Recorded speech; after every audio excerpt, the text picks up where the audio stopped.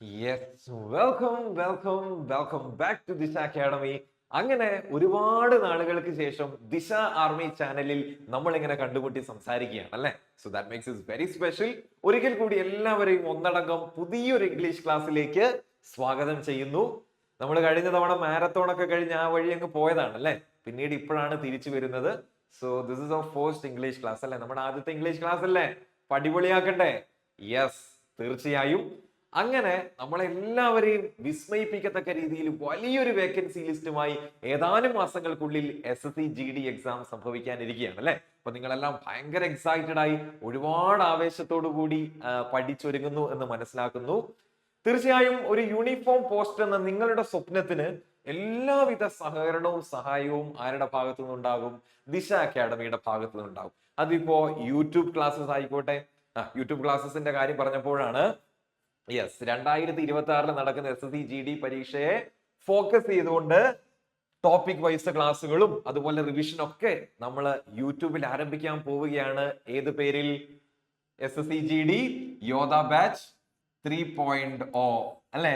ഇന്നലെ അതുൽ സാർ പറഞ്ഞിരിക്കണം അല്ലെ, നിങ്ങളോട് ഇന്നലെ ലൈവില് അദ്ദേഹം കൃത്യമായിട്ട് സംസാരിച്ചിട്ടുണ്ട് അല്ലെ. 3.0 ബാച്ച് ആരംഭിക്കാൻ പോവാണ്. അത് മാത്രമല്ല, നോട്ട് ഓൺലി ദാറ്റ്, എല്ലാ എന്താണ് പറയാ ഓഫ്ലൈൻ ക്യാമ്പസുകളിലും ഒരു regular batch especially for SSC GD ആരംഭിക്കാൻ പോവുകയാണ്. നമുക്ക് കേരളത്തില് 5 ഇടങ്ങളിൽ ബ്രാഞ്ച് ഉണ്ട്. എല്ലാ ഇടങ്ങളിലും എന്ത് തുടങ്ങും? SSC GDക്ക് വേണ്ടിയിട്ടുള്ള പ്രത്യേക ബാച്ച് ഓഫ്ലൈൻ ആയിട്ട് ആരംഭിക്കുന്നതായിരിക്കും. അപ്പം ഇന്നലെ അതുൽ സാറ് കൃത്യമായിട്ട് നിങ്ങളോട് ഇത് കമ്മ്യൂണിക്കേറ്റ് ചെയ്തിട്ടുണ്ട്. വീണ്ടും ഞാൻ നിങ്ങളെ ഓർമ്മപ്പെടുത്തുമെന്ന് മാത്രം കേട്ടോ. Okay, yes. അങ്ങനെ യൂട്യൂബ് ക്ലാസ്സസിനെ കുറിച്ച് സംസാരിക്കുകയാണെങ്കിൽ ഇപ്പം നിങ്ങൾക്ക് തരുന്ന ഗൈഡൻസ് ആണെങ്കിലും അല്ലെങ്കിൽ നോട്ടിഫിക്കേഷൻ സംബന്ധിച്ച് എന്തെങ്കിലുമൊക്കെ കാര്യങ്ങൾ നിങ്ങൾ അറിയിക്കുന്നതിനായാലും ഞങ്ങൾ ഒരുപാട് തൽപരരാണ്. ഒരൊറ്റ ഉദ്ദേശമേ ഉള്ളൂ, ദിശയുടെ ഭാഗമായിട്ട് പഠിക്കുന്ന കുട്ടികൾ ഒരിക്കലും പുറകോട്ട് പോകരുത്, അല്ലെങ്കിൽ എനിക്ക് പറ്റില്ല എന്ന് പറഞ്ഞ് അത് ഇട്ടേച്ചു പോകരുത്. അത് മാത്രമേ നമ്മുടെ ഒരു നിർബന്ധമുള്ളൂ. നിങ്ങളുടെ ആഗ്രഹമാണെങ്കിലും നിങ്ങളുടെ ഒരു ആഗ്രഹമാണെങ്കിലും അതിനേക്കാൾ ഉപരി ഞങ്ങളെ സംബന്ധിച്ച് അതൊരു വാശിയാണ്. അതിന്റെ ഭാഗമായിട്ടാണ് ഈ വീഡിയോ ആയിട്ട് ഞാൻ വന്നിരിക്കുന്നത്. അപ്പം ആദ്യത്തെ ക്ലാസ് ആയതുകൊണ്ട് തീർച്ചയായിട്ടും ഞാൻ വിചാരിച്ചു എങ്കിൽ പിന്നെ ഇതൊരു പ്രിപ്പറേഷൻ സ്ട്രാറ്റജി ആക്കാം. ഓക്കെ, നിങ്ങൾക്ക് സ്ക്രീനിൽ നിന്ന് വായിച്ചെടുക്കാൻ പറ്റും. യെസ്, അപ്പൊ ഇന്നത്തെ വീഡിയോയില് നമ്മൾ പരിശോധിക്കാൻ പോകുന്നത് SSC GD എക്സാമിൽ ചോദിക്കപ്പെടുന്ന 4 വിഷയങ്ങളിൽ ഏറ്റവും വേഗത്തിലും എളുപ്പത്തിലും എഫക്റ്റീവ് ആയിട്ടും പഠിച്ചെടുക്കാൻ പറ്റുന്ന ഇംഗ്ലീഷ് എങ്ങനെ സ്ട്രാറ്റജിക് ആയിട്ട് പഠിക്കാം എന്നുള്ളതാണ്. നമ്മളൊക്കെ ഇംഗ്ലീഷ് പഠിക്കാറുണ്ട്, പക്ഷെ സ്ട്രാറ്റജിക് ആണോ എന്ന് ചോദിച്ചാൽ നമ്മളൊന്ന് നെറ്റിച്ച് വിളിക്കും അല്ലെ. അപ്പം ഇന്നത്തെ ക്ലാസ്സിൽ ആരൊക്കെയാ കാണേണ്ടതെന്ന് ചോദിച്ചാൽ, ക്ലാസ് ആരൊക്കെയാ കാണേണ്ടതെന്ന് ചോദിച്ചാൽ, ഇംഗ്ലീഷ് എങ്ങനെ പഠിച്ചെടുക്കണം എന്ന് കൃത്യമായിട്ട് ധാരണയില്ലാത്തവർ, അല്ലെങ്കിൽ ഞാൻ ഫോളോ ചെയ്യുന്ന സ്ട്രാറ്റജി അല്ലെങ്കിൽ ഞാൻ തെരഞ്ഞെടുത്തിരിക്കുന്ന ആ പ്രിപ്പറേഷന്റെ വഴി ശരിയാണോ എന്ന ഉറച്ച ബോധ്യം ഇപ്പോഴും ഇല്ലാത്തവർ, അല്ല അവിടെയൊക്കെ ക്ലാരിറ്റി കുറവുള്ളവർ, അവരൊക്കെ ഈ വീഡിയോ മുഴുവൻ കാണുക. നിങ്ങളുടെ നാനാവിധ സംശയങ്ങൾ, അത് പ്രത്യേകമായിട്ട് ഇംഗ്ലീഷുമായിട്ട് ബന്ധപ്പെട്ട നിങ്ങളുടെ എല്ലാ സംശയങ്ങളും ഈ വീഡിയോയിൽ അഡ്രസ്സ് ചെയ്യപ്പെടുന്നതായിരിക്കും കേട്ടോ. Okay, yes. അപ്പോ തീർച്ചയായും ഒരുപക്ഷെ ഈ വീഡിയോ കാണുമ്പോൾ നിങ്ങളെ മനസ്സിൽ നിങ്ങളെ അലട്ടുന്ന ഒരു ചിന്ത അല്ലെങ്കിൽ ഒരു കാര്യം എന്ന് പറയുന്നത് ഒരുപക്ഷെ റീസെന്റ് SSC എക്സാംസുമായിട്ട് ബന്ധപ്പെട്ട് ഉയർന്നു വന്ന ആരോപണങ്ങളായിരിക്കും അല്ലെ. തീർച്ചയായിട്ടും അത് വാലിഡ് ആയിട്ടുള്ള സംശയങ്ങളാണ്. വെണ്ടർ ചേഞ്ച് ആയി വരും, അറിയത്തില്ലേ? SSC എക്സാം ഡെലിവറി നടത്തുന്ന വെണ്ടർ ചേഞ്ച് ആയിട്ടുണ്ട്, അത് അറിയാത്ത ആരും ഇല്ലല്ലോ. യെസ്, അപ്പൊ തീർച്ചയായിട്ടും നിങ്ങളുടെ മനസ്സിൽ വരുന്ന ഏറ്റവും പ്രാഥമികമായിട്ടുള്ള സംശയം അത് ഒരുപക്ഷെ ഇതായിരിക്കാം: will the recent vendor change affect the SSC GD exam? ഈ പറയുന്ന എല്ലാവരും യൂട്യൂബില് വീഡിയോ ഒക്കെ ഇട്ട് സംസാരിക്കപ്പെടുന്ന ഈ ഒരു റീസെന്റ് വെണ്ടർ ചേഞ്ച് ഞാൻ പ്രിപ്പയർ ചെയ്യുന്ന SSC GD എക്സാമിനെ ബാധിക്കുമോ? തീർച്ചയായിട്ടും ന്യായമായ സംശയമാണ്. ഒരുപക്ഷെ നിങ്ങൾ എക്സാം പാറ്റേണിനെയോ സിലബസിനെയോ അധികരിച്ചാണ് ഈ ചോദ്യം എന്നോട് ചോദിക്കുന്നതെങ്കിൽ ധൈര്യസമേതം ചെറിയ വാക്കിൽ ഞാൻ ഉത്തരം പറയും: നോ. നമ്മൾ പേടിക്കേണ്ട ആവശ്യമില്ല. There will be no changes at all. എക്സാമിന്റെ സിലബസിനെ അല്ലെങ്കിൽ എന്താണ് പറയാ സ്ട്രക്ചറിനെ അധികരിച്ചാണ് നിങ്ങൾ ചോദിച്ചതെങ്കിൽ my answer is a big no. ഒരിക്കലും ചേഞ്ച് ഉണ്ടാവില്ല എന്ന് തന്നെ. അപ്പൊ തീർച്ചയായും നമുക്കറിയുന്ന ഒരു കാര്യമുണ്ട്, SSCയുടെ എൻട്രി ലെവൽ എക്സാംസ് എന്ന് പറഞ്ഞാൽ 10ാം ക്ലാസ് യോഗ്യതയുള്ള ചെറിയ ചെറിയ പരീക്ഷകൾക്ക്, പ്രത്യേകിച്ച് ഇംഗ്ലീഷിന്റെ കാര്യത്തിൽ അവർ കോൺസ്റ്റന്റ്ലി ഫോളോ ചെയ്യുന്ന ഒരു പോളിസി എന്ന് പറയുന്നത് ക്വസ്റ്റ്യന്റെ difficulty level easy to moderate.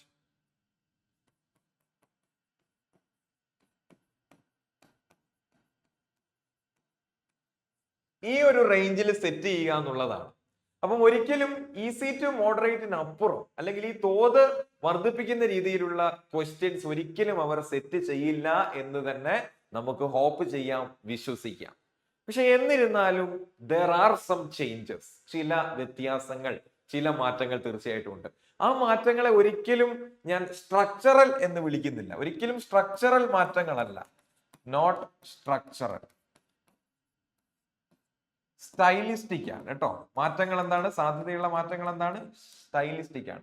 അപ്പൊ വെണ്ടർ ചേഞ്ചിന് ശേഷം സംഭവിക്കാൻ സാധ്യതയുള്ള മാറ്റങ്ങൾ സ്ട്രക്ചറൽ അല്ല, മറിച്ച് സ്റ്റൈലിസ്റ്റിക് ആണെന്ന് പറയാൻ കാരണം എക്സാമിന്റെ സ്ട്രക്ചർ അല്ലെങ്കിൽ എക്സാമുമായിട്ട് ബന്ധപ്പെട്ട അടിസ്ഥാനപരമായിട്ടുള്ള കാര്യങ്ങളിൽ യാതൊരു തരത്തിലുള്ള പ്രകടമായിട്ടുള്ള മാറ്റങ്ങൾ ഉണ്ടാവില്ല. എന്നാൽ ഓവറോൾ എക്സാമിന്റെ ആ ഡെലിവറി സ്റ്റൈലിൽ എന്നിവയ്ക്ക് ചില പ്രത്യേക മാറ്റങ്ങൾ ഒബ്സർവ് ചെയ്യാൻ പാകത്തിലുള്ള മാറ്റങ്ങൾ ഉണ്ടാകും. നമുക്ക് ഒന്ന് ലിസ്റ്റ് ചെയ്യാം. എന്തൊക്കെയാണ് വെണ്ടർ ചേഞ്ചിന് ശേഷവും നിലനിൽക്കുക അല്ലെങ്കിൽ മാറ്റമില്ലാതെ തുടരുക, ഏതൊക്കെ മേഖലകളിലാണ് മാറ്റം വരിക. അപ്പൊ ഒന്ന് പട്ടികപ്പെടുത്തി സംസാരിക്കുന്നത് കുറച്ചും കൂടി അക്കാര്യത്തിൽ ഒരു ക്ലാരിറ്റി നിങ്ങൾക്ക് തരും. യെസ്, നമുക്ക് ഒന്ന് പട്ടികപ്പെടുത്താം, മാറ്റങ്ങൾ വരുന്നതും എന്നാൽ മാറ്റങ്ങൾ വരാത്തതും. അതുവേ ഞാൻ സംസാരിക്കാൻ പോകുന്നത് മാറ്റമില്ലാതെ vendor change, despite the vendor change, മാറ്റമില്ലാതെ തുടരുന്ന ചില മേഖലകൾ, വാട്ട് വിൽ റിമെയിൻ കോൺസ്റ്റന്റ്, എപ്പോഴും നിലനിൽക്കുന്ന എന്താണ്. അത് ഞാൻ പറഞ്ഞു കോർ ഘടകങ്ങളാണ്. എന്തൊക്കെയാ കോർ ഘടകങ്ങൾ? എക്സാമിന്റെ സിലബസ്, അതുപോലെ തന്നെ എക്സാമിന്റെ പാറ്റേൺ, പിന്നെ നമ്മുടെ ഫിസിക്കൽ എഫിഷ്യൻസി ടെസ്റ്റ്, പിന്നെ എലിജിബിലിറ്റി, നമ്മുടെ എലിജിബിലിറ്റി വയസ്സും കാര്യങ്ങളൊക്കെ, അതുപോലെ തന്നെ സെലക്ഷൻ പ്രോസസ്. അപ്പം ഈ കാര്യങ്ങളിലൊന്നും യാതൊരുവിധ മാറ്റങ്ങളും സംഭവിക്കാൻ പോകുന്നില്ല. നമുക്ക് അവിടെ തന്നെ നമ്മുടെ പകുതി പ്രശ്നങ്ങൾ തീർന്നു. നമുക്ക് അവിടെ ആശ്വസിക്കാം. കാരണം എന്താ? എക്സാമിന്റെ സിലബസിൽ മാറ്റമില്ല. എന്തൊക്കെ പഠിക്കണമെന്ന് നമ്മൾ നിശ്ചയിച്ചു വെച്ചിട്ടല്ല, നമുക്ക് അറിവുള്ള ആ ഒരു പ്ലോട്ടിന് ചേഞ്ച് ഉണ്ടോ? ആ പ്ലോട്ടിന് ചേഞ്ച് ഇല്ല. പിന്നെ നമ്മൾ ഭയപ്പെടണോ? നമ്മുടെ പകുതി പ്രശ്നങ്ങൾ അവിടെ തന്നെ തീർന്നില്ലേ? എക്സാം പാറ്റേൺ, നമുക്ക് ഇന്ന ചോദ്യങ്ങൾ, ഇത്ര വിഭാഗത്തിൽ ഇത്ര ചോദ്യം, ഇത്ര മാർക്ക്, ആ മാർക്ക് ഡിസ്ട്രിബ്യൂഷനിലോ നമ്പർ ഓഫ് ക്വസ്റ്റ്യൻസിലോ CBT എക്സാമിലോ യാതൊരു വിധത്തിലുള്ള ചേഞ്ചും ഇല്ല. അപ്പൊ നോക്കൂ, നമ്മളൊക്കെ ഏറ്റവും പ്രധാനപ്പെട്ടതെന്ന് കരുതുന്ന ഒരു എക്സാമിന്റെ നെടുന്തൂണായിട്ടുള്ള ഈ കോർ ഘടകങ്ങളിൽ എന്തില്ല? മാറ്റമില്ല. ഇത് എങ്ങനെയാണോ ഇത്ര കാലവും ഉണ്ടായിരുന്നത് അതുപോലെ തന്നെ മുന്നോട്ടേക്ക് തുടരും കേട്ടോ. ഇനി നമുക്ക് മാറ്റം വരാൻ സാധ്യതയുള്ള മേഖലകളൊന്ന് ലിസ്റ്റ് ചെയ്യാം. വാട്ട് മൈറ്റ് ചേഞ്ച്, എന്തൊക്കെ മേഖലകളിൽ മാറ്റങ്ങൾ, ചെറിയ രീതിയിലുള്ള മാറ്റങ്ങൾ വരും. ഒന്നാമത്തത് എക്സാം ഇന്റർഫേസ് ആണ്. അത് ഓൾറെഡി അനൗൺസ് ചെയ്തിട്ടുണ്ട്.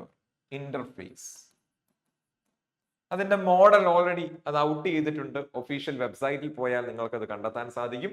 എക്സാം ഇന്റർഫേസ് എന്ന് പറഞ്ഞാൽ ഒന്നുമില്ല, നിങ്ങൾ എക്സാമിന് പോകുമ്പോൾ അവിടെ നിങ്ങൾക്ക് വിസിബിൾ ആകുന്ന ചോദ്യവും ഓപ്ഷനും പിന്നെ അതിന്റെ ബന്ധപ്പെട്ട മറ്റു സെറ്റിംഗ്സ് ഒക്കെ അടങ്ങുന്ന ആ ജാലകത്തെയാണ് എന്ത് വിളിക്കുക? എക്സാം ഇന്റർഫേസ് എന്ന് വിളിക്കുക. അപ്പൊ അതിന്റെ സ്റ്റൈലുമായിട്ട് ബന്ധപ്പെട്ട് ചില മാറ്റങ്ങൾ ഉണ്ടായിട്ടുണ്ട്. ഇടത്തുള്ള ആൾക്കാർ ഒന്ന് വലത്തേക്കായി, അല്ലെങ്കിൽ താഴെ ഇരുന്ന സേവ് ആൻഡ് നെക്സ്റ്റ് എവിടെ പോയിട്ട് മുകളിൽ വെച്ചു, അങ്ങനെ ചില മാറ്റങ്ങളൊക്കെ വന്നിട്ടുണ്ട് എക്സാം ഇന്റർഫേസ്. അപ്പൊ അത് നമ്മളെ സംബന്ധിച്ച് ഭയങ്കര വറിയിങ് ആണോ എന്ന് ചോദിച്ചാൽ ഒരിക്കലുമല്ല, കുറച്ചും കൂടി എളുപ്പമായി എന്ന് വേണം പറയാൻ കേട്ടോ. താഴെ വെക്കുന്നതിനേക്കാൾ save and next and mark next എന്നൊക്കെയുള്ള ഓപ്ഷൻസ് മുകളിൽ വെക്കുന്നത് കൊണ്ട് അത് നമ്മുടെ കോൺസ്റ്റന്റ് ഒബ്സർവേഷന് വിധേയമാകും. അപ്പൊ കുറച്ചും കൂടി നല്ലതാണ്. നമുക്ക് തെറ്റ് വരുത്താനുള്ള സാധ്യത കുറയും. എക്സാം ഇന്റർഫേസിൽ ചേഞ്ച് വരുന്നുണ്ട്.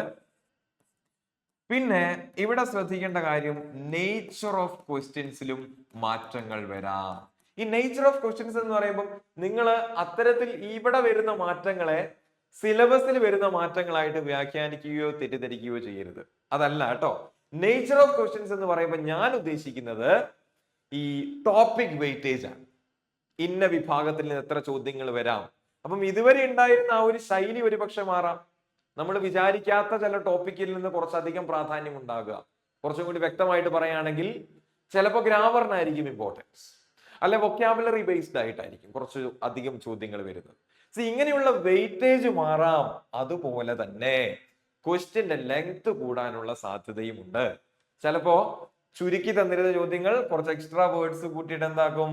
കുറച്ച് റോബസ്റ്റ് ആക്കി വലിപ്പമുള്ളതാക്കും. അത് കുറച്ച് ട്രിക്കി ആയി മാറാനുള്ള സാധ്യത ഉണ്ടെന്നാണ് പറഞ്ഞത്. ഇതൊന്നും വലിയ ചേഞ്ചസ് ആണോ എന്ന് ചോദിച്ചാൽ അല്ല എന്ന് തന്നെ വേണം പറയാൻ. പിന്നെ തീർച്ചയായിട്ടും നമുക്കറിയാം TCS ആയിരുന്നു ഇത്രയും കാലം ഈ കഴിഞ്ഞ 6 വർഷത്തോളം എക്സാംസ് നടത്തിയിരുന്നത്. അപ്പൊ അത് എഡ്യൂക്കിറ്റി സൊല്യൂഷൻസ് ആണ്. അപ്പൊ എഡ്യൂക്കിറ്റി വരുമ്പം എഡ്യൂക്കിറ്റി ഉപയോഗിക്കുന്ന സാങ്കേതിക വിദ്യക്ക് അനുസരിച്ച് ടെക്നിക്കൽ സൈഡിലും മാറ്റമുണ്ടാകാം. അതുപോലെ തന്നെ അവരുമായിട്ട് സഹകരണമുള്ള സെന്റേഴ്സ് അല്ലെ, എക്സാം സെന്റേഴ്സിലും കാര്യമായിട്ടുള്ള വ്യത്യാസങ്ങളുണ്ട്. അപ്പൊ ഇതൊക്കെയാണ് ചേഞ്ച് ആവുന്നത്. ഇതൊക്കെ ഒരു ചേഞ്ച് ആണോ എന്ന് ചോദിച്ചാൽ ബേസിക്കലി വലിയൊരു മാറ്റമാണോ എന്ന് ചോദിച്ചാൽ അല്ല എന്ന് വേണം പറയാൻ. കാരണം നോക്കൂ, as long as the syllabus remains the same, സിലബസിൽ മാറ്റമില്ലാത്തടത്തോളം കാലം നമ്മൾ ഒന്നിനെയും പേടിക്കേണ്ട ആവശ്യമില്ല. അവരേത് തരത്തിലുള്ള ചോദ്യങ്ങളും ചോദിച്ചോട്ടടാ, കോംപ്രഹെൻഷൻ ചോദിച്ചോട്ടെ, ക്രോസ് ടെസ്റ്റ് ചോദിച്ചോട്ടെ, നമ്മൾ പേടിക്കണോ? വേണ്ട. നമ്മൾ ഈ രണ്ട് കാര്യങ്ങളിൽ ഭയങ്കര വെൽ വേഴ്സ്ഡ് ആണെങ്കിൽ നമ്മൾ ഒന്നിനെ പേടിക്കണം. നമ്മുടെ കയ്യില് ഗ്രാമർ അതുപോലെ തന്നെ വൊക്കാബുലറി, ഈ രണ്ട് മേഖലകളിൽ നമ്മൾ സ്ട്രോങ് ആണെങ്കിൽ എങ്ങനെ വേണമെങ്കിലും ചോദിച്ചോട്ടെ, ഒരു കുഴപ്പവുമില്ല, സുന്ദരമായിട്ട് നമുക്ക് ഉത്തരം എഴുതാൻ സാധിക്കും. പക്ഷെ എന്ത് വേണം? അടിസ്ഥാനപരമായിട്ട് ഗ്രാമറിലും വൊക്കാബുലറിയിലും നല്ല പിടിപാട് വേണം കേട്ടോ, നല്ല ഉറച്ച ധാരണ വേണം. അങ്ങനെ ഉണ്ടെങ്കിൽ ഈ പറഞ്ഞ നേച്ചർ ഓഫ് ക്വസ്റ്റ്യൻസിൽ വരുന്ന മാറ്റങ്ങൾ പോലും, അതിപ്പോ ചെറിയ വ്യത്യാസമായാലും വലിയ വ്യത്യാസമായാലും നമ്മളെ ബാധിക്കുന്ന പ്രശ്നമല്ല. കാരണം എന്തുണ്ട്? നമ്മുടെ കയ്യിൽ കോർ ആയിട്ടുള്ള ഈ രണ്ട് കാര്യങ്ങളുണ്ട്. യെസ്. അപ്പം ഒരിക്കൽ കൂടി എക്സാമിന് വരുന്ന മാറ്റങ്ങൾ, അത് പ്രത്യേകിച്ച് ഇംഗ്ലീഷിന്റെ കാര്യത്തില് നിങ്ങൾ വറീഡ് ആകേണ്ട ആവശ്യമില്ല എന്ന് ഒരിക്കൽ കൂടി നിങ്ങളെ ഓർപ്പിച്ചുകൊണ്ട് നമുക്ക് GD എക്സാമിന്റെ സ്ട്രക്ചറിലേക്ക് ഒന്ന് കടക്കാം. യെസ്. അപ്പം എല്ലാ SSC എക്സാമുകളിലെ പോലെ തന്നെ 4 വിഭാഗങ്ങളിൽ നിന്നാണ് ചോദ്യം വരുന്നത്. റീസണിങ്, ജനറൽ നോളജ് അല്ലെങ്കിൽ ജനറൽ അവയർനെസ്, എലമെന്ററി മാത്തമാറ്റിക്സ്, കണക്ക്, അതുപോലെ തന്നെ നമ്മുടെ പ്രിയപ്പെട്ട വിഷയം എന്ത്? ഇംഗ്ലീഷ്. അപ്പം ഓരോ വിഭാഗങ്ങളിൽ നിന്നും ഈ നമ്പർ ഓഫ് ക്വസ്റ്റ്യൻസ് തുല്യമാണ്. 20 വെച്ച് 4 എണ്ണത്തിൽ നിന്നും അങ്ങനെ എത്രയാടാ? 80 ചോദ്യങ്ങളാണ് ടോട്ടൽ. അപ്പം മാക്സിമം മാർക്സ് ഓരോ വിഭാഗത്തിലും സെയിം തന്നെയാണ്. അവിടെ ഏറ്റക്കുറച്ചിലുകളില്ല മാർക്ക് ഡിസ്ട്രിബ്യൂഷനിൽ. ഓരോ വിഭാഗത്തിൽ നിന്നും 40 വീതം, അങ്ങനെ 40 ഗുണം 4 160 അല്ലെ? അപ്പം 80 ചോദ്യങ്ങൾ, 160 മാർക്ക്. ഇത് മൊത്തം നേരിടാൻ നമ്മുടെ കയ്യിൽ എത്ര സമയമുണ്ട്? 1 മണിക്കൂർ. അപ്പൊ ഇതാണ് എക്സാമിന്റെ ഒരു പാറ്റേൺ. അപ്പൊ ഇവിടെ എത്രത്തോളം മാർക്ക് നേടാൻ പറ്റുന്നോ പരമാവധി നമ്മൾ സ്കോർ ചെയ്യുക. അപ്പം ഇവിടെ പരമാവധി മാർക്ക് സ്കോർ ചെയ്യാൻ ഞാൻ എന്ത് ചെയ്യണം?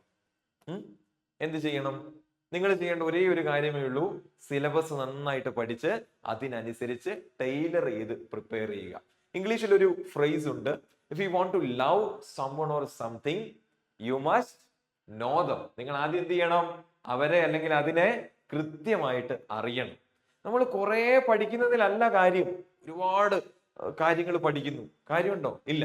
എടാ, റെലവെന്റ് ആയിട്ടുള്ള പഠിക്കുമ്പോഴാണ് നമ്മുടെ പ്രിപ്പറേഷൻ അർത്ഥവത്തായി മാറുന്നത്. ഇല്ല, അത് ഹാർഡ് വർക്കാണ്. ഹാർഡ് വർക്ക് എന്നുള്ളത് എപ്പോഴും ഫലവത്താകുന്ന ഒരു കാര്യമല്ല. സ്മാർട്ട് വർക്കാണ് എപ്പോഴും അപ്രിഷിയേറ്റ് ചെയ്യപ്പെടുന്നത്, എപ്പോഴും എഫക്റ്റീവ് ആയിട്ട് അതിന്റെ ഫലം നമുക്ക് തരുന്നത്. സ്മാർട്ടായിട്ട് വർക്ക് ചെയ്യും. ഇപ്പൊ നിങ്ങൾ തന്നെ ഒന്ന് ആലോചിച്ച്, ഒരു കുടം കമത്തി വെച്ചിട്ട് അതിനകത്ത് ഇനി 100 വെള്ളം, എന്താണ് പറയുക, 100 തൊട്ടി വെള്ളം കമത്തിയാലും കുടത്തിനകത്ത് വെള്ളം കയറുമോ? ഇല്ല. ആസ് ലോങ് ആസ് അത് കമന്നിരിക്കുന്നിടത്തോളം കാലം ഒരു വെള്ളം അതിനകത്ത് കയറുന്നില്ല. അപ്പൊ ഞാൻ പറയുന്നത് എന്താന്ന് വെച്ചാൽ, റെലവെന്റ് ആയിട്ടുള്ള കണ്ടന്റ് കൺസ്യൂം ചെയ്യുക. എന്തു പഠിക്കണമെന്ന് തിരിച്ചറിയുന്നിടത്താണ് നമ്മുടെ പ്രിപ്പറേഷൻ വിജയകരമാകുന്നത്. അപ്പം നിങ്ങളുടെ പ്രൈമറി സ്റ്റെപ്പ് എന്താണ്? പ്രിപ്പറേഷന്റെ സിലബസുമായിട്ട് പരിചയത്തിൽ വരിക. Okay, yes. ഇനി ഇംഗ്ലീഷിൽ നോക്കുമ്പോൾ ഓരോ വിഭാഗത്തിൽ നിന്നും 40 മാർക്കാണ് അല്ലെ? ഇവിടെ ഇംഗ്ലീഷിൽ നിന്നും 40 മാർക്ക്, 20 ചോദ്യങ്ങൾ. ഞാൻ പറയട്ടെ, മറ്റ് വിഷയങ്ങളെക്കാൾ എഫക്റ്റീവ് ആയിട്ട് പഠിക്കാൻ പറ്റിയത്, അല്ലെ വളരെ വേഗത്തിൽ പഠിച്ചെടുക്കാൻ പറ്റുന്ന വിഷയം ഏതാണെന്നറിയോ? അത് ഇംഗ്ലീഷാണ്. നിങ്ങൾ വിചാരിക്കും കണക്കാണ്.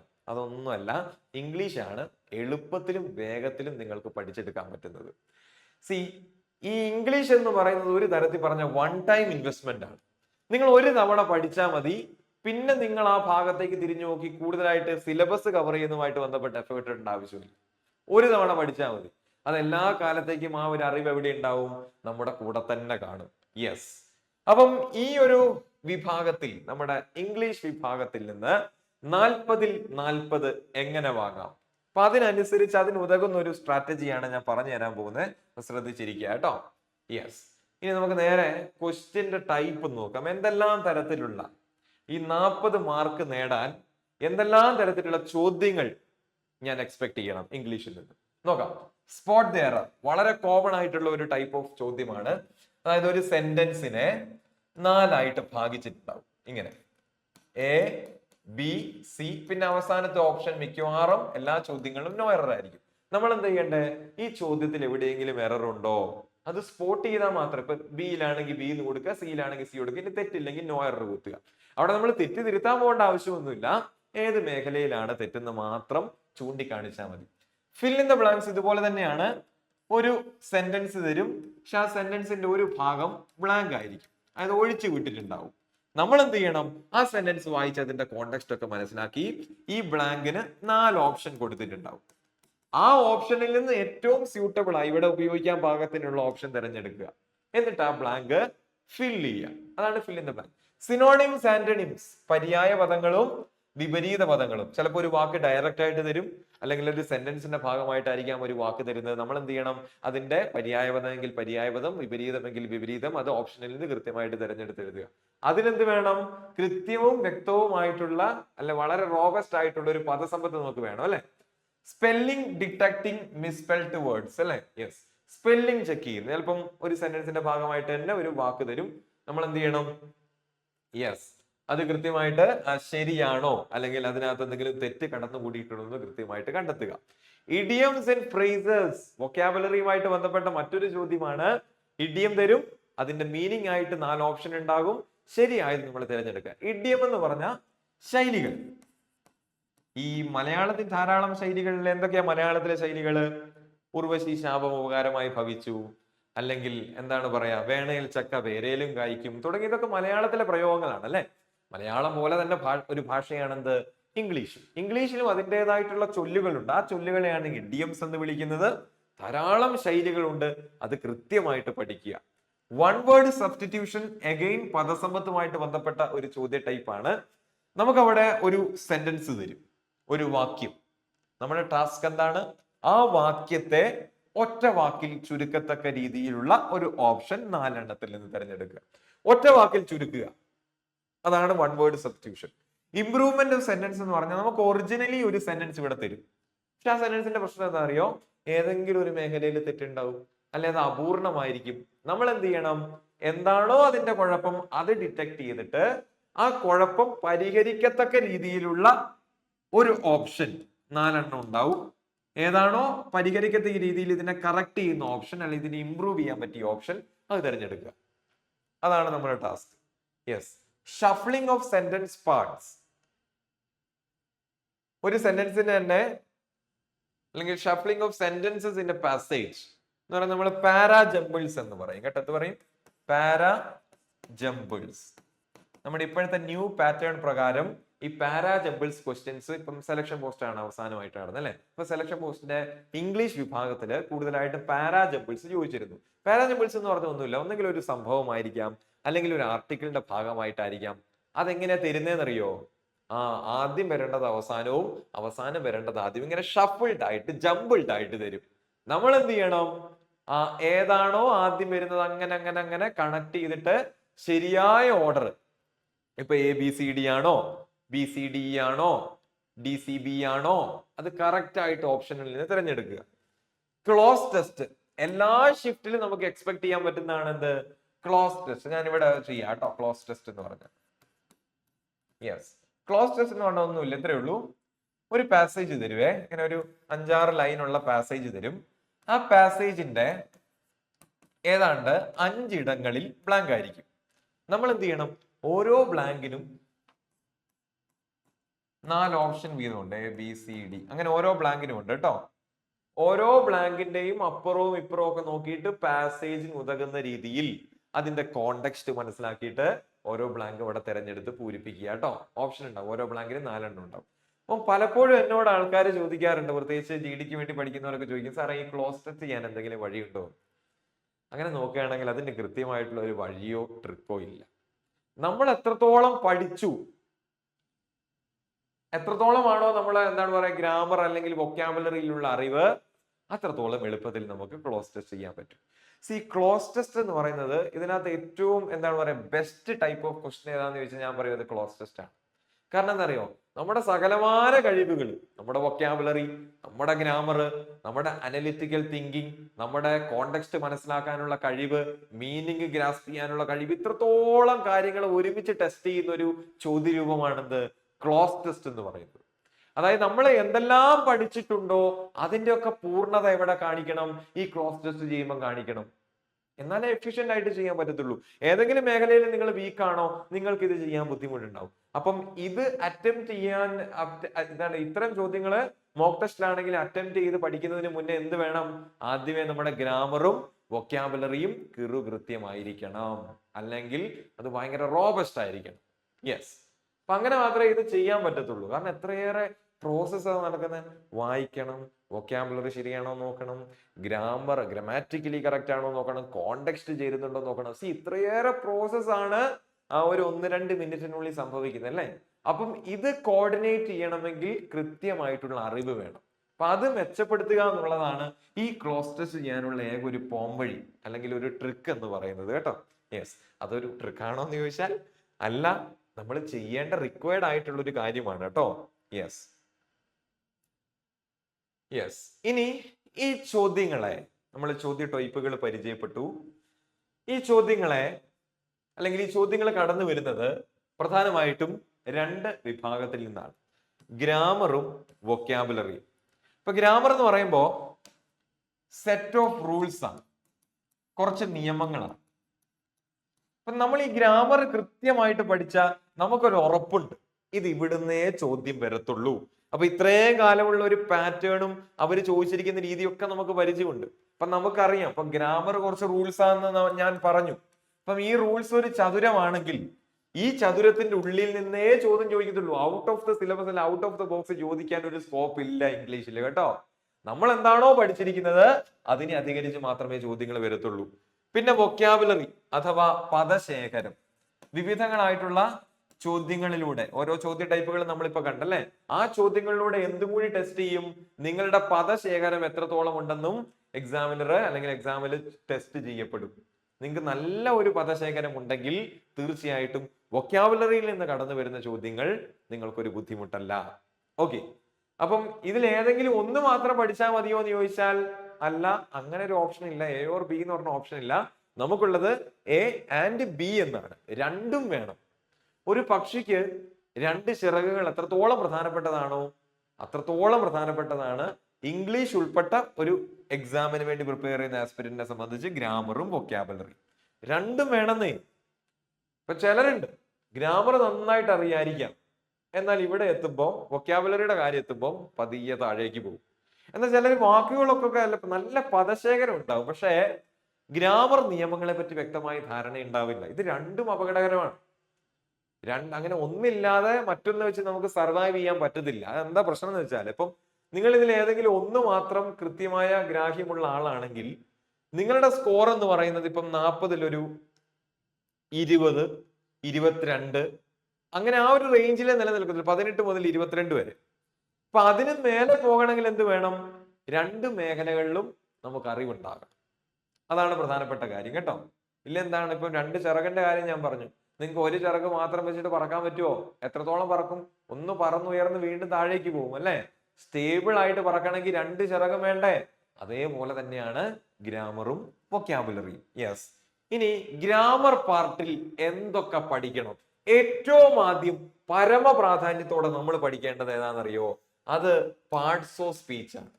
പാർട്സ് ഓഫ് സ്പീച്ച് ആരൊക്കെയാണ് പാർട്സ് ഓഫ് സ്പീച്ച്? ഇത് ഇവിടെ കൊടുത്തു. Nouns, pronouns, verbs, adjectives, adverbs, preposition, conjunctions. പിന്നെ ഇവിടെ ഇന്റർജങ്ഷൻസ് ആയിരുന്നു, അത് അത്ര വലിയ പരീക്ഷയ്ക്ക് ചോദിക്കാത്തതുകൊണ്ട് ആർട്ടിക്കിൾസ് ഇവിടെ കൊടുത്തു കേട്ടോ. പാർട്സ് ഓഫ് സ്പീച്ചിനെ നമുക്ക് വേണമെങ്കിൽ ഇംഗ്ലീഷിന്റെ തറ എന്ന് വിളിക്കാം. തറ ഉറപ്പില്ലാത്തതാണെങ്കിൽ നിങ്ങൾ അതിന്റെ മുകളിൽ എന്ത് കെട്ടിടം കെട്ടിപ്പൊക്കിയാലും ഇടിഞ്ഞു വീഴില്ലേ? തീർച്ചയായിട്ടും. അപ്പൊ എന്ത് ചെയ്യണം? തറ ബലവത്താക്കണം. അപ്പം ഇതാണ് ഇംഗ്ലീഷിന്റെ തറ എന്ന് പറയുന്നത്, പാർട്സ് ഓഫ് സ്പീച്ച്. അപ്പം ഇതുമായിട്ട് ബന്ധപ്പെട്ട് മേജറും മൈനറുമായിട്ടുള്ള അനവധി റൂൾസ് ഉണ്ട്. നമ്മൾ എന്ത് ചെയ്യണം? അത് കൃത്യമായിട്ട് പഠിക്കണം. ചിലതൊക്കെ സബ്ജക്റ്റിന്റെ സ്ഥാനത്ത് വന്നാൽ ഇപ്പുറം അങ്ങനെയായിരിക്കും, അങ്ങനെ തുടങ്ങിയ നാനാവിധ റൂൾസ് ഇതുമായിട്ട് ബന്ധപ്പെട്ടുണ്ട്, ഓരോന്നുമായിട്ട് ബന്ധപ്പെട്ട്.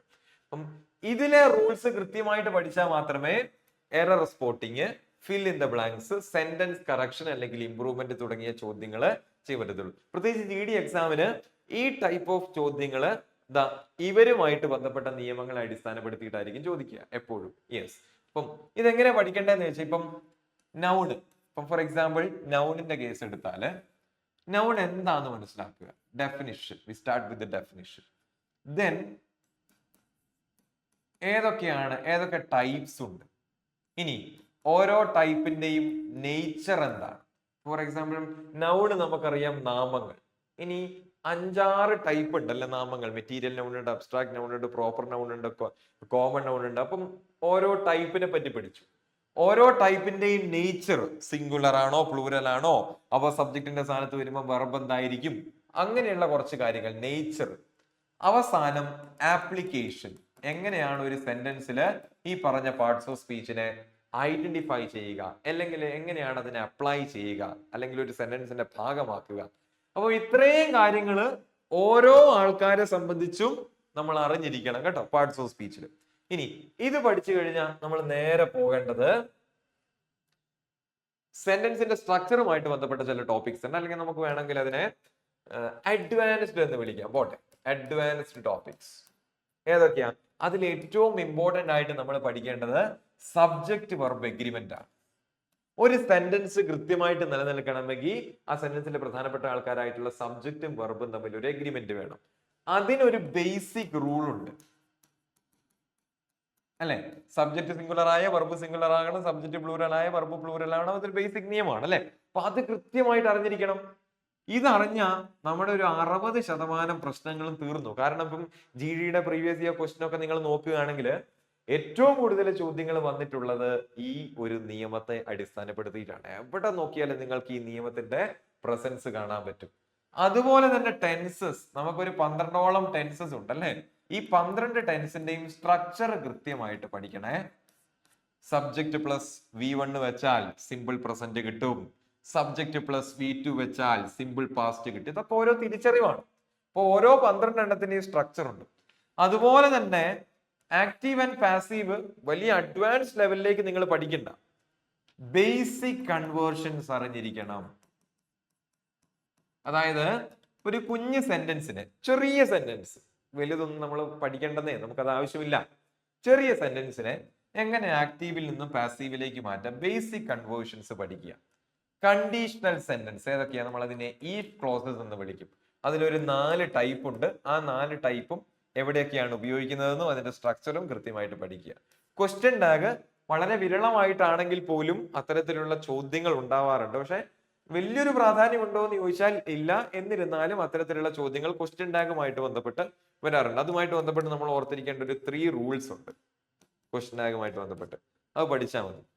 പാരലലിസം എന്ന് പറഞ്ഞാൽ ഒന്നുമില്ല, ഒരു സെന്റൻസ് എങ്ങനെയാണോ തുടങ്ങിയത് അതുപോലെ തന്നെ അവസാനിപ്പിക്കണം.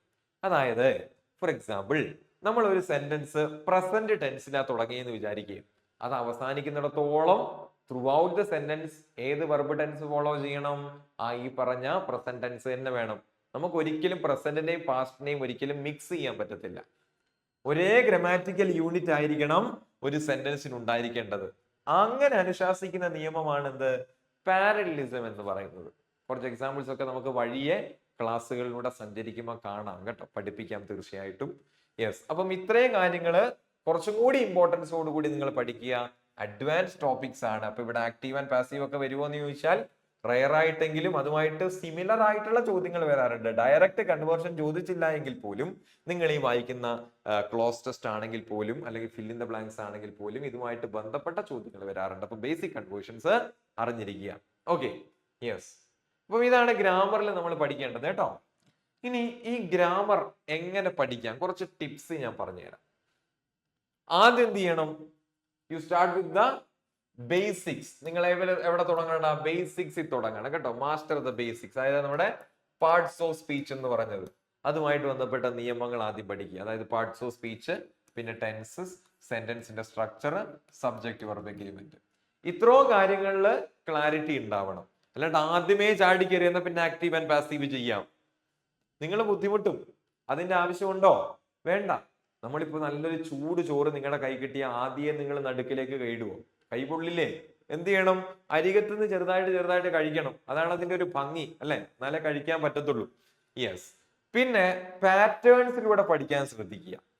ഓരോന്നിനും അതിൻ്റെതായിട്ടുള്ള പാറ്റേൺ ഉണ്ടെന്നേ. ഇപ്പം നമ്മളിപ്പോ ഈ വി ആർ എന്നൊക്കെ പറയുന്നുണ്ട്. അതെന്തുകൊണ്ടാ വി ഈസ് എന്ന് പറയാത്ത? അതിന്റെ പിന്നിലൊരു കാരണമുണ്ട്. കാരണം ഈ സബ്ജക്റ്റ് പ്ലൂരൽ ആണ്. അപ്പൊ ഇവിടെ പ്ലൂരൽ വെർബായിട്ടുള്ള ആറേ വരത്തുള്ളൂ. അതുകൊണ്ടാണ് സബ്ജക്റ്റ് വെർബ് എഗ്രിമെന്റ് കാരണമാണ് ഈ വി ഈസ് എന്ന് പറയാതെ വി ആർ എന്ന് പറഞ്ഞത്. അപ്പൊ ഇത് പാറ്റേൺ ഉണ്ട് ഇതിന് കൃത്യമായിട്ടുള്ള. എന്തുകൊണ്ട് ഇങ്ങനെ വന്നു എന്ന് കൃത്യമായിട്ട് പഠിക്കും. നിങ്ങൾ എപ്പോഴും ഗ്രാമർ പഠിക്കുമ്പം വൈ എന്ന ചോദ്യം ചോദിച്ചുകൊണ്ടേയിരിക്കുക കേട്ടോ. എന്തുകൊണ്ട് അങ്ങനെ വന്നു? C, there should be A reason why it happens. അത് സംഭവിക്കുന്നതിന് കൃത്യമായിട്ടുള്ള കാരണമുണ്ട്. അപ്പൊ ആ കാരണം അറിഞ്ഞ് പഠിക്കുമ്പോൾ എന്താണെന്നറിയോ? നമ്മുടെ ലേണിംഗ് കംപ്ലീറ്റ് ആവും. ഇല്ലെങ്കിൽ എന്താന്ന് വെച്ചാൽ, ഇപ്പം ഒരാള് ഗ്രാമർ പഠിക്കണം, ഉടനെ ആദ്യമേ തന്നെ ഒരു ബേസിക്സും ഇല്ലാത്ത ആള് 120 റൂൾസ് എന്നൊരു പുസ്തകം വാങ്ങിക്കുന്നു. ഉടനെ ഒരു കോണ്ടെക്സ്റ്റും ഇല്ലാതെ, പ്രത്യേകിച്ച് പാറ്റേൺ ഒന്നും ഇല്ലാതെ, ചുമ്മാ റാൻഡം ആയിട്ട് കുറെ നിയമങ്ങൾ അങ്ങോട്ട് ബ്ലാ ബ്ലാ അങ്ങ് പഠിച്ചു. കാര്യമുണ്ടോ? കാര്യമില്ല. നിങ്ങളത് മറന്നുപോകും. നേരെ മറിച്ച് കൃത്യമായിട്ടുള്ള പാറ്റേൺ വൈ എന്നീ ചോദ്യങ്ങൾ ചോദിച്ച് വ്യക്തതയോടെ പഠിച്ചാൽ അത് നിങ്ങൾ മറന്നു പോകത്തില്ല. കാരണം എന്താ? അത് നിങ്ങൾ ഹൃദയം കൊണ്ട് പഠിക്കുന്നതാണ്. മറ്റേതെന്താ? തലച്ചോറ് ഉപയോഗിച്ച് പഠിക്കുന്നതാണ്. ഞാൻ പറയുന്നത് സിംബോളിക്കൽ ആയിട്ട് പറയുന്നതാണ് കേട്ടോ. ഇത് ഹൃദയം വെച്ച് പഠിക്കുന്നതാണ്. അത് ഗാഢമായി തന്നെ നമ്മുടെ മനസ്സിൽ പതിയും. So don't memorize rules in isolation. ഒറ്റയ്ക്ക് ഇങ്ങനെ മെമ്മറൈസ് ചെയ്യരുതേ. Focus on subject verb agreement, ഇതുപോലുള്ള ചെറിയ കാര്യങ്ങളിൽ പാറ്റേൺ ആയിട്ട് തുടങ്ങുക. പിന്നെ ഒരു ടോപ്പിക്ക് ഒരു സമയം, അത് മതി. ചിലരെന്ത് ചെയ്യുന്ന എളുപ്പത്തിന് ഇപ്പം ഈ മിക്സ് ചെയ്യാൻ പാകത്തിനുള്ള ടോപ്പിക് ഉണ്ട്, ഓക്കെ ചെയ്യാം. നിങ്ങൾ അത്യാവശ്യം നല്ല ഒരു ലേണർ ആണെങ്കിൽ, അല്ല അത്യാവശ്യം നല്ലൊരു നോളജ് നിങ്ങൾക്ക് ഇംഗ്ലീഷിലുണ്ടെങ്കിൽ നിങ്ങൾക്ക് മിക്സപ്പ് ചെയ്യാം ടോപ്പിക്ക്. ചിലര് ഈ അഡ്ജക്റ്റീവിനെയും അല്ലെങ്കിൽ ആഡ് വെർബ് ഇത് രണ്ടും മിക്സ് ചെയ്തൊക്കെ പഠിക്കാറുണ്ട്. കാരണം ഇത് നാമവിശേഷണമാണ്, ഇത് ക്രിയാവിശേഷണമാണ്. അപ്പൊ എന്താ പിന്നെ എളുപ്പമായിക്കോട്ടെ എന്ന് വിചാരിച്ച് എന്ത് ചെയ്യും? ഇത് രണ്ടും ഒരുമിച്ച് പഠിക്കും. പിന്നെ അവസാനം ഒരു ബേസും ഇല്ലാത്ത ആളിങ്ങനെ ഒരുമിച്ച് പഠിച്ചാൽ എന്താ സംഭവിക്കാന്ന് അറിയോ? ഫുൾ കൺഫ്യൂഷൻ ആയിരിക്കും. പഠിച്ചു എന്ന് ചോദിച്ചാൽ പഠിച്ചു, പക്ഷെ ഇപ്പം ആഡ്വർബ് ഏതാ അഡ്ജക്റ്റീവ് ഏതാന്ന് തരംതിരിച്ച് പറയാൻ പറഞ്ഞാൽ അറിയത്തില്ല. കാരണം എന്താ? അങ്ങോട്ടും ഇങ്ങോട്ടും കൺഫ്യൂഷൻ ആണ് മൊത്തം. അങ്ങനെ ഒരു വലിയൊരു ബ്ലണ്ടറിലേക്ക്, വലിയൊരു കൺഫ്യൂഷനിലേക്ക് എത്തിപ്പെടുന്നതിനേക്കാളും നല്ലത് നിങ്ങളൊരു ബിഗിനർ ആണെങ്കിൽ 1 ടോപ്പിക് അറ്റ് എ ടൈം. അതുപോലെ തന്നെ എല്ലാ ദിവസവും ഒരു എറർ സ്പോട്ടിംഗ് ചോദ്യങ്ങൾ. ഒരുപക്ഷെ സിലബസ് കംപ്ലീറ്റ് ആയിട്ടുണ്ടാവില്ല, ആയിക്കോട്ടെ, കുഴപ്പമില്ലെന്നേ. എല്ലാ ദിവസവും ഒരു 10 എറർ സ്പോട്ടിംഗ് നിങ്ങളൊന്ന് ചുമ്മാ ചെയ്തു നോക്കുക. അത് എന്തിനാന്ന് വെച്ചാൽ, ആ ക്വസ്റ്റ്യന്റെ ഒരു ടൈപ്പും പാറ്റേണും കാര്യങ്ങളൊക്കെ ഉണ്ട്, അതിന്റെ ഒരു സ്ട്രക്ചർ ഉണ്ട്. അതുമായിട്ട് പരിചയത്തിൽ വരാൻ വേണ്ടിയിട്ടുണ്ട്. അല്ലാണ്ട് നിങ്ങൾ ഭയങ്കര മാർക്ക് നേടാനോ അതൊന്നുമല്ല. ഇനീഷ്യൽ സ്റ്റേജിൽ അറിയില്ല എങ്കിൽ പോലും യു ജസ്റ്റ് അറ്റംപ്റ്റ്. എന്തിനാ? പരിചയം നേടിയെടുക്കാൻ വേണ്ടി. നമുക്ക് പല മേഖലകളിലും പോകുമ്പം എന്തുകൊണ്ടാ പേടി വരുന്നത്? പരിചയമില്ലാത്തതുകൊണ്ടാണ്. പരിചയമില്ലാത്ത സ്ഥലങ്ങളിൽ പോകുമ്പോൾ നമ്മൾ പെട്ടെന്ന് ആൻസൈറ്റി ഉണ്ടാകുന്നില്ലേ? പരിചയക്കുറവാണ് കാരണം. ഈ പരിചയക്കുറവ് എന്ന് മാറുന്നോ അന്ന് നമ്മളുടെ പേടിയും ഇംഗ്ലീഷുമായിട്ട് ബന്ധപ്പെട്ട നമ്മുടെ ഇൻഹിബിഷൻസും മാറിക്കിട്ടും കേട്ടോ. അപ്പം എന്ത് വേണം? ഈ പരിചയക്കുറവ് മാറ്റുക, പരിചയം സ്ഥാപിക്കുക. അതുപോലെ തന്നെ ഒരു സെപ്പറേറ്റ് നോട്ട്ബുക്ക് എന്ത് വേണം? ഗ്രാമറിനായിട്ട് തന്നെ കരുതുക കേട്ടോ. പിന്നെ ചുമ്മാ കുറെ നിയമങ്ങളിലൂടെ ഇങ്ങനെ പഠിക്കുന്നല്ലാതെ ക്വസ്റ്റ്യനിലൂടെ പഠിക്കുക. പ്രീവിയസ് ഇയർ ക്വസ്റ്റ്യൻ, അപ്പൊ അതിന്റെ സൊല്യൂഷൻ നോക്കുക. ഇപ്പം ഒരുപാട് പ്ലാറ്റ്ഫോംസിൽ ഫ്രീ ആയിട്ട് മോക്ക് ടെസ്റ്റുകളും അല്ലെങ്കിൽ അത്തരത്തിലുള്ള ചോദ്യങ്ങളുടെ PDF ഒക്കെ ഡൗൺലോഡ് ചെയ്യാൻ പറ്റുന്നേ, ഇൻക്ലൂഡിങ് സൊല്യൂഷൻസ് അടക്കം. ഇപ്പൊ എന്ത് ചെയ്യണം? ഒരു ക്വസ്റ്റ്യൻ കണ്ടു, ഉടനെ അത് അറ്റംപ്റ്റ് ചെയ്യാം. സൊല്യൂഷൻ കാണുമ്പോൾ ഇത് എന്തുകൊണ്ട് ഇങ്ങനെ വന്നു എന്ന് കൃത്യമായിട്ട് അനലൈസ് ചെയ്യുക. പ്രീവിയസ് ഇയർ ക്വസ്റ്റ്യൻസ്, നമ്മുടെ ചോദ്യത്തിന്റെ പാറ്റേൺ ഒക്കെ മനസ്സിലാക്കണമെങ്കിൽ തീർച്ചയായിട്ടും PYQ ചെയ്ത് നോക്കുക. പിന്നെ ഏറ്റവും നല്ല മെത്തേഡ് എന്ന് പറയുന്നത്, നിങ്ങളുടെ മുമ്പിൽ ഒരു 10 വയസ്സുകാരൻ ഉണ്ടെന്ന് ചിന്തിക്കുക. അവനെ നിങ്ങൾ എങ്ങനെയാണോ പഠിപ്പിക്കുന്നത്, നിങ്ങൾ ആദ്യമായിട്ട് പഠിക്കുന്ന ഒരു കാര്യം, നിങ്ങളുടെ മുമ്പിൽ ഒരു 10 വയസ്സുകാരൻ ഉണ്ടെന്ന് ചിന്തിക്കുക.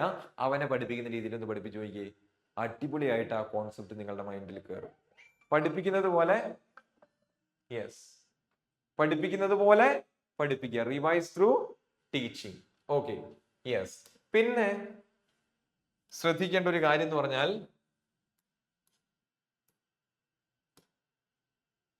ഗ്രാമർ എന്ന് പറഞ്ഞാൽ ലോജിക് ബേസ്ഡ് ആണ്, മെമ്മറി ബേസ്ഡ് അല്ല. അതുകൊണ്ടാണ് ഞാൻ പറഞ്ഞത് പാറ്റേണിലൂടെ പഠിക്കുക. പഠിക്കുമ്പോൾ വൈ എന്ന ചോദ്യം ആവർത്തിക്കുക.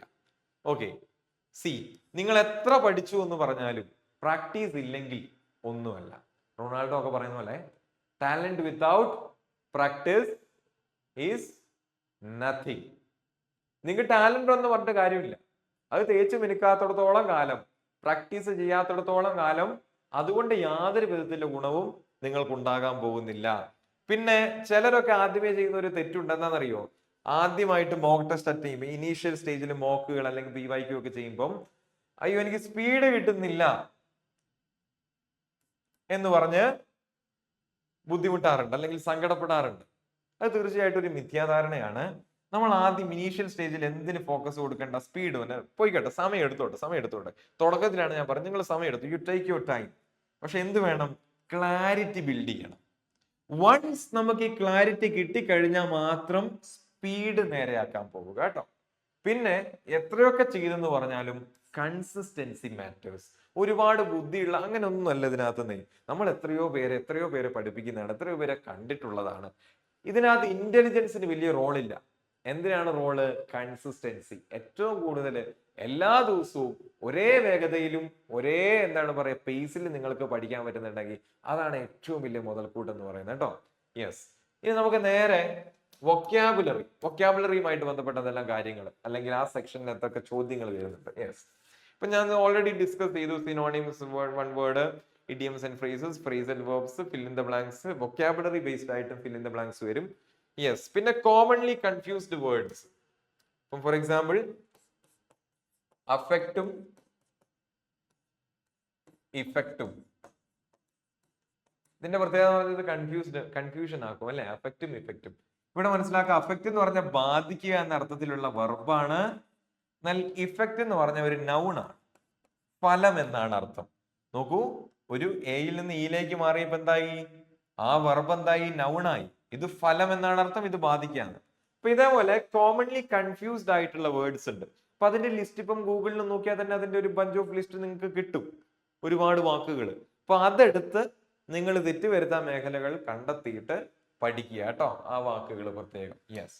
ഇനി നമുക്ക് നേരെ വൊക്കാബുലറിയിലേക്ക് പോകുമ്പോൾ രണ്ട് തരത്തിലുള്ള വൊക്കാബുലറി ഉണ്ടെന്ന് പറയാറുണ്ട്. Active vocabulary, passive vocabulary. Active എന്ന് പറഞ്ഞാൽ നമ്മൾ എന്നും ഉപയോഗിക്കുന്ന, നമ്മൾ ഒരിക്കലും മറന്നു പോകാത്ത വാക്കുകൾ. പാസീവ് എന്ന് പറഞ്ഞാൽ നമ്മൾ കോൺസ്റ്റന്റ് ആയിട്ട് ഓർമ്മിക്കുന്നൊന്നും ഉണ്ടാവില്ല. പക്ഷെ എന്നിരുന്നാലും ഏതെങ്കിലും ഒരു സാഹചര്യത്തിൽ കണ്ടാ നീ അവനല്ലടാ അല്ലെങ്കിൽ നിന്റെ മീനിങ് ഇതല്ലേ എന്നൊക്കെ കൃത്യമായിട്ട് നമുക്ക് കണ്ടെത്താൻ പറ്റും. സ്ഥിരമായിട്ട് ഉപയോഗിക്കാറൊന്നുമില്ല പാസീവ് വൊക്കാബുലറി എന്ന് പറഞ്ഞാൽ. അപ്പൊ ഞാൻ ഇത്രത്തോളമേ നിങ്ങളോട് ആവശ്യപ്പെടുന്നുള്ളൂ, നിങ്ങളുടെ പാസീവ് വൊക്കാബുലറിയിലേക്ക് എങ്കിലും അറ്റ്ലീസ്റ്റ് നിങ്ങൾ ഈ പഠിക്കുന്ന കാര്യങ്ങൾ സേവ് ചെയ്ത് വെക്കുക. അതായത് കണ്ടാ തിരിച്ചറിയണം. ആ തിരിച്ചറിവും ആ ഒരു പരിചയവും തീർച്ചയായിട്ടും എക്സാമിൽ നിങ്ങളെ രക്ഷിക്കും. പിന്നീട് ഈ പാസീവിൽ നിന്ന് നിങ്ങളുടെ ആക്റ്റീവ് വൊക്കാബുലറിയിലേക്ക് ഈ പറഞ്ഞ നിങ്ങൾ പുതിയതായിട്ട് പഠിക്കുന്ന വാക്കുകളെ ചേർത്ത് വെച്ചാൽ മതി. തൽക്കാലം നിങ്ങളുടെ പാസീവ് വൊക്കാബുലറി ലിസ്റ്റിലെ അല്ലെങ്കിൽ കളക്ഷനിലേക്കെങ്കിലും ഈ പറഞ്ഞ പുതിയതായിട്ട് പഠിക്കുന്ന ആൾക്കാരെ ചേർത്ത് വെക്കണം കേട്ടോ. യെസ്. ഇനി വൊക്കാബുലറി പഠിക്കുമ്പോൾ ശ്രദ്ധിക്കേണ്ട കുറച്ച് കാര്യങ്ങൾ കേട്ടോ, ശ്രദ്ധിക്കേണ്ട കുറച്ച് കാര്യങ്ങൾ പറഞ്ഞുതരാം. അതെന്ന് പറഞ്ഞാൽ learn words in context, not isolation. ഇവിടെ കോണ്ടെക്സ്റ്റിൽ പഠിക്കുക, സെന്റൻസുകളിലൂടെ, ന്യൂസ് ഹെഡ്ലൈൻസിലൂടെ, ഷോർട്ട് പാരഗ്രാഫ്സിലൂടെ, അല്ലാണ്ട് ചുമ്മാ ഒരു കുറെ ലിസ്റ്റ് എടുത്ത് അങ്ങനെ പഠിക്കുന്നതല്ല. പരമാവധി കോണ്ടെക്സ്റ്റിൽ പഠിക്കാതെ, ഒറ്റയ്ക്ക് പഠിക്കാതെ കോണ്ടെക്സ്റ്റിൽ പഠിക്കാൻ ശ്രദ്ധിക്കുക. ഇനി ഗ്രാമറിനൊരു നോട്ട്ബുക്ക് വേണമെന്ന് ഞാൻ പറഞ്ഞിരുന്നു അല്ലെ? അതേപോലെ തന്നെ കുറച്ച് വലിപ്പമുള്ള ഡ്യൂറബിൾ ആയിട്ടുള്ള ഒരു നോട്ട്ബുക്ക് എന്തിനും വേണം? വൊക്കാബുലറിക്കും നിങ്ങൾ പേഴ്സണൽ ആയിട്ട് കീപ്പ് ചെയ്യണം. എന്തിനു വേണ്ടിയിട്ടാ? ദ 10 ഡേ റൂൾ, അതായത് ഒരു ദിവസം 10 എന്ന രീതിയിൽ കൃത്യമായിട്ട് നിങ്ങൾ വൊക്കാബുലറി പഠിക്കുക. അതിനകത്തൊരു 6 വേർഡ്സും 4 ഇഡിയംസ്, അങ്ങനെ ഒരു 10 യൂണിറ്റ് എല്ലാ ദിവസവും പഠിക്കുക. അങ്ങനെ ആകുമ്പോൾ ഒരാഴ്ച എന്തായടാ 1070 വാക്കായേ. ഒരു മാസം ആവുമ്പോ എത്രയായി? 200 മുതൽ 300 ആയി. അങ്ങനെ ഒരു 3 മാസത്തെ കണക്ക് നോക്കിയേ, 600+ വാക്കുകളുമായിട്ട് നമുക്ക് പരിചയമുണ്ടല്ലേ? അതൊരു വലിയ പരിചയം തന്നെയല്ലേ അല്ലേ? പിന്നെ നമ്മളെ പിടിച്ചാൽ കിട്ടുമോ? 600 വാക്കുകൾ നമുക്കറിയാം. അതിനകത്ത് ഇഡിയംസ് ഉണ്ട്, കോൺസ്റ്റന്റ് ആയിട്ട് ചോദിക്കുന്ന വാക്കുകളുണ്ട്. അപ്പൊ അതെങ്ങനെയാ പഠിക്കേണ്ടതെന്ന് വെച്ചാൽ നിങ്ങൾ ബുക്കിൽ എഴുതുമ്പോൾ ആദ്യം വേർഡ് എഴുതുക. ഫോർ എക്സാമ്പിൾ ഞാനിവിടെ അബാൻഡൺ എന്ന് പറഞ്ഞൊരു വാക്ക്, അതിന്റെ മീനിങ് എന്താ? ഉപേക്ഷിക്കുക. അത് മലയാളത്തിൽ വേണമെങ്കിൽ ഞാൻ ഇംഗ്ലീഷിൽ എഴുതാം കേട്ടോ. ഉപേക്ഷിക്കുക എന്നാണ്. ഇനി ഒരു കുഞ്ഞൊരു എക്സാമ്പിൾ ഇവിടെ എഴുതുക ഈ അബാൻഡൺ വെച്ചിട്ട്. ഫോർ എക്സാമ്പിൾ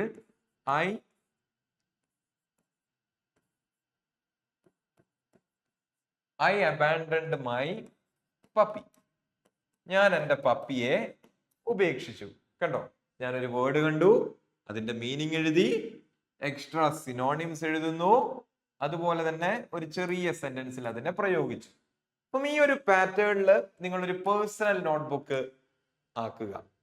ആഴ്ചയിൽ ഓരോ ദിവസവും 10 എന്ന രീതിയിൽ പഠിക്കുന്നത്, ഒരു സൺഡേ മുഴുവൻ റിവൈസ് ചെയ്യുക. ഫുൾ റിവൈസ് ചെയ്യുക. ആഴ്ച എന്തൊക്കെ പഠിച്ചോ ഫുൾ റിവൈസ് ചെയ്യുക കേട്ടോ. യെസ്. പിന്നെ ഹൈ ഫ്രീക്വൻസി വേർഡ്സ് ഇട്ട് അത് എവിടുന്ന കണ്ടെത്തുന്ന ചോദിച്ചാൽ ബ്ലാക്ക് ബുക്ക്. നിങ്ങൾക്ക് ബ്ലാക്ക് ബുക്ക് അതിന്റെ ഒരു കോപ്പി പേഴ്സണലായിട്ട് തന്നെ വാങ്ങുക. നമ്മൾ എന്തെല്ലാം കാര്യത്തിന് പൈസ മുടക്കുന്നുണ്ടല്ലേ, ചുമ്മാ വെറുതെ ചായ കുടിക്കാനും മന്തി കഴിക്കാനും ഒക്കെ. അപ്പൊ ഒരു ചെറിയ തുക മാറ്റി വെച്ചിട്ട് ബ്ലാക്ക് ബുക്കിന്റെ ഒരു പേഴ്സണൽ കോപ്പി വാങ്ങുക കേട്ടോ. യെസ്, പേഴ്സണലായിട്ട് തന്നെ സൂക്ഷിക്കുക. അപ്പൊ ഹൈ ഫ്രീക്വൻസി വേർഡ്സ്, അതായത് എക്സാമില് SSCക്ക് ഒരു പാറ്റേൺ ഉണ്ട് അല്ലെ, റിപ്പീറ്റഡ് ആയിട്ട് ചോദിക്കുന്ന ചില വാക്കുകളുണ്ട്. ആ വാക്കുകൾ കൃത്യമായിട്ട് തെരഞ്ഞുപിടിച്ച് കണ്ടെത്തി പഠിക്കുക. അതുപോലെ തന്നെ നിങ്ങളുടേതായിട്ടുള്ള സെന്റൻസ്, ഞാൻ ഇവിടെ പറഞ്ഞ കാര്യം തന്നെയാണ് ഇവിടെ റിപ്പീറ്റ് ചെയ്യുന്നേ ഉള്ളൂ. Revise synonyms and ആന്റണിംസ് together. ഒരുമിച്ച് സിനോണിംസും ആന്റണിംസും അതുപോലെ തന്നെ റിവൈസ് ചെയ്യുക. അപ്പൊ എല്ലാം ഒന്നും ഓർത്തിരിക്കാനൊന്നും പറ്റത്തില്ല. നിങ്ങൾ ആരും ചിറ്റി റോബോട്ടൊന്നും അല്ലല്ലോ, എല്ലാം ഓർത്തിരിക്കാനൊന്നും പറ്റത്തില്ല. പക്ഷേ ഒരു സാമാന്യം വലിപ്പമുള്ള ഒരു പദശേഖരം നമുക്ക് കിട്ടും കേട്ടോ, ആൾക്കാരുള്ള. Yes, okay.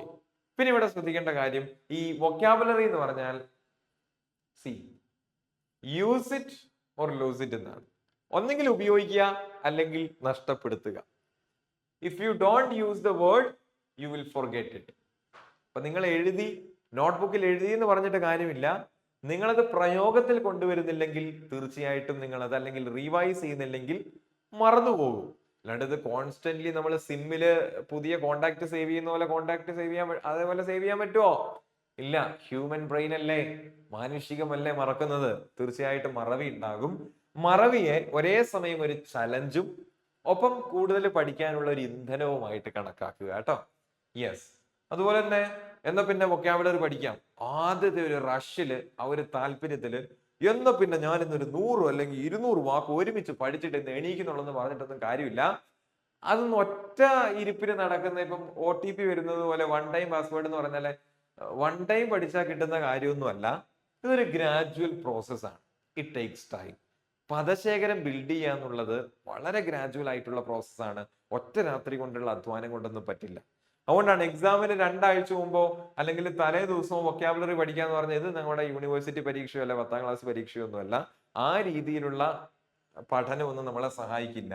പിന്നെ എല്ലാ ആഴ്ചയും സൺഡേ റീവൈസ് ചെയ്യുക പഠിച്ച വൊക്കാബുലറി. സോ ഇത്രയും കാര്യങ്ങള് ഗ്രാമർ വൊക്കാബുലറിയുമായിട്ടും നിങ്ങൾ ശ്രദ്ധിക്കണം. പറഞ്ഞു തന്ന കാര്യങ്ങൾ ക്ലിയർ ആണെന്ന് വിശ്വസിക്കുകയാണ്. നിങ്ങൾക്ക് എന്തെങ്കിലും ഫർദർ ആയിട്ടുള്ള ഡൗട്ട്, അതിപ്പോ നിങ്ങൾ മോക്ക് ടെസ്റ്റ് കണ്ട ചോദ്യമോ അല്ലെങ്കിൽ മറ്റെന്ത് ജനറൽ ആയിട്ടുള്ള കാര്യം നിങ്ങൾക്ക് ഡൗട്ട് ഉണ്ടെങ്കിലും കൃത്യമായിട്ട് കമന്റ് ബോക്സിൽ ചോദിക്കുക കേട്ടോ. അപ്പൊ നമ്മൾ വീഡിയോയുടെ ലെങ്ത് കൂടി എന്നാണ് എനിക്ക് തോന്നുന്നത്. ഓക്കെ, നമ്മൾ ഇവിടെ വെച്ച് അവസാനിപ്പിക്കുകയാണ്. അടുത്തൊരു വീഡിയോയിൽ കാണാം. So see in the next video. Take care. Happy learning. Thank U.